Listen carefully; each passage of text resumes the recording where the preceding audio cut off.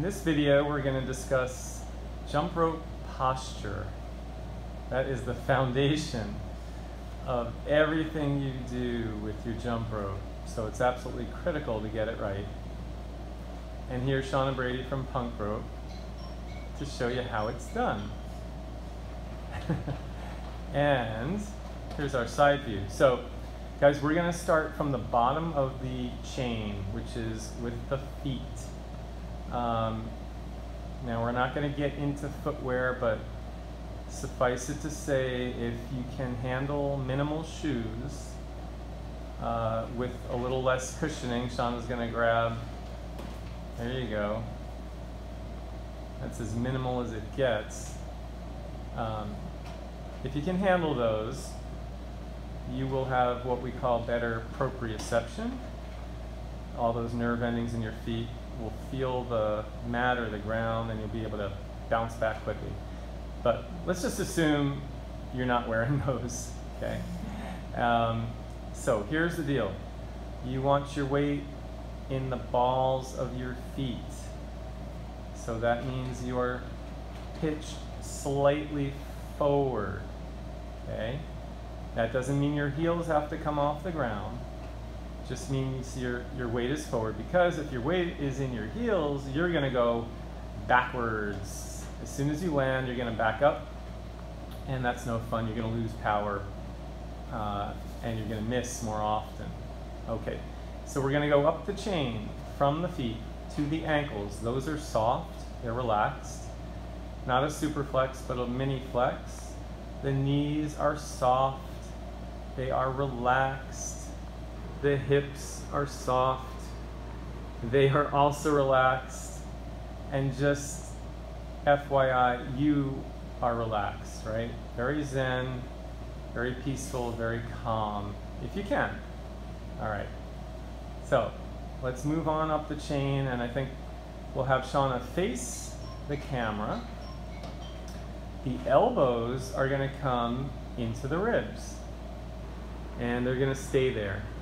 So there's a large range of acceptable positions for the hands, from quite a bit forward to level with the hips to up. You're going to see people jump in many, many different ways with a lot of success. But what you don't want is for those hands to be behind the hips. That's a cardinal sin. That is going to take you backwards in the same way that being in your heels will take you backwards. So hands are either level with the hips or they're forward.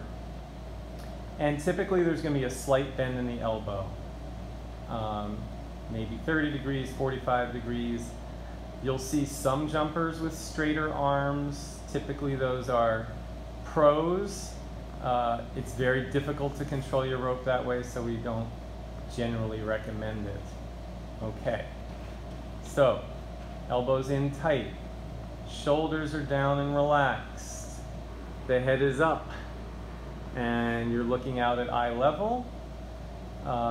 In some cases it might be advisable to look down a little bit. There are some reasons for that, particularly for folks who, when they jump, when they look up and then open up their chest and arch back, to fix that, we'll look down, gaze ahead, maybe 5-6 feet.